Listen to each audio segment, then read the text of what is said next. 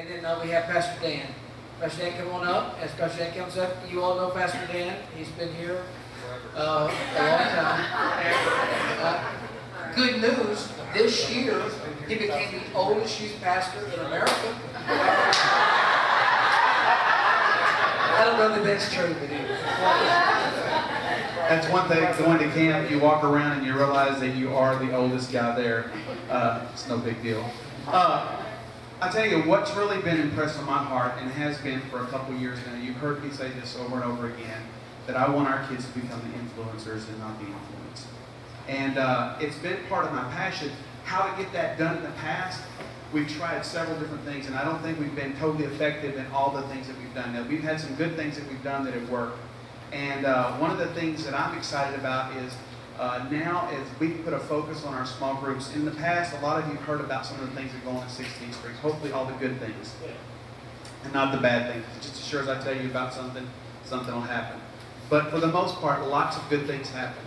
We've had tremendous attendance. We've had tremendous number of kids come in and get their hearts turned over to Christ and live for Christ.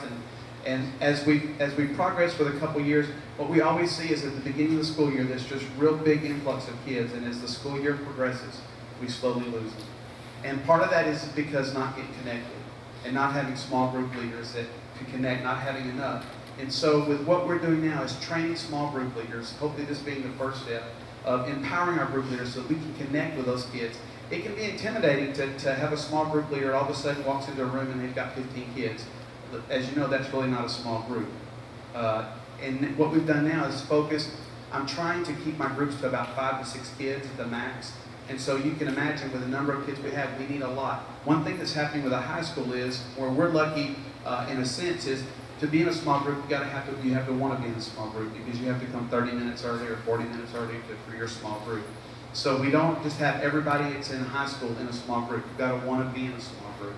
And so us training our leaders and empowering them, and also focusing on our college and our college interns that we have a lot of the kids that have been active. Some of them have been active since first grade with me in kids church, and now are in college, or first year of college, second year of college. Now that I've been working for about a year, well, close to a year now, meeting with them on Sunday at my house with the college students and empowering them to become our leaders. As I've gotten older, that's been my vision, is to pass the few things I do know, which is not a lot, but I do know some things, that I can pass that wisdom on to these younger kids and help them and encourage them and empower them to be my hands and my feet. And I think that's where the success is going to come with our youth ministry in the future, as we keep empowering those kids and keep empowering our leaders as they leave out of high school and they go into college. Those ones that hang around here, getting plugged right back into it. We've got several that are becoming, that are going to school to become pastors, that want to be involved. And so keeping those kids plugged in that are staying local is a really big part of my vision. And seeing us in the next couple of years becoming a training center, where it's not just our college kids coming here, but we see college kids coming from all over the country coming to be a part of what's going on here. And I know some of you might ask, coming to Orange, Texas? Yes, coming to Orange, Texas. Because it is true. You know, being here for a long time, I know one of the things that always got me excited was whenever we were getting ready to hire a new staff person. And I remember us being in staff talking, we would always talk about it. We'd start talking about the positive things about our church. I remember when Daniel came in, when Randy came, and even Pastor Davis, he said, you know, I really didn't know all the positive things. It's kind of exciting when you start talking about all the things we do have going on here. We are a blessed people. This is a blessed church. I'm telling you, we have something. When I just walking up to Discovery Camp and talking to the leaders there, and them being involved in knowing the things we're doing here, they get excited about what we're doing in Orange, Texas, a community church. And so I'm excited to be a part of this, and I'm excited to see what's going to be the outcome that comes in for us putting so much effort and time into training our leaders.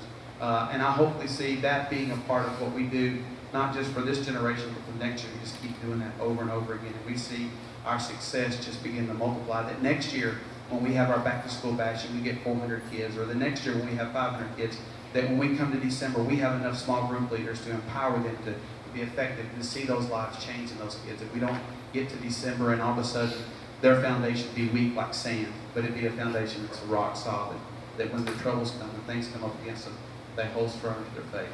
Amen.